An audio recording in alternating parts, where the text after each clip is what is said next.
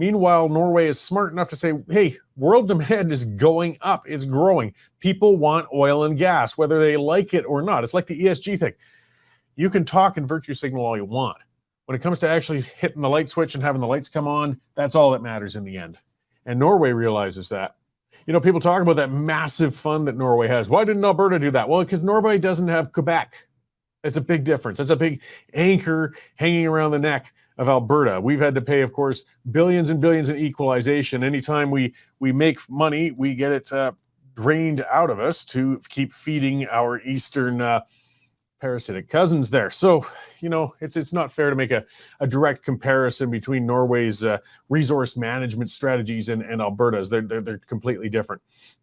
And they have different challenges ahead of them. Either way, hopefully, maybe, you know, with the pragmatism, the expansion coming from Norway, with expanding their conventional energy exploration, might inspire some of our decision makers in Canada to realize, yes, we're getting left behind. We've got to, you know, sure, eventually, maybe in a century, oil and gas will no longer be used. But that just tells us, well, let's get it out and use it while we can then, and while it's viable. So maybe that'll sink in with a few folks.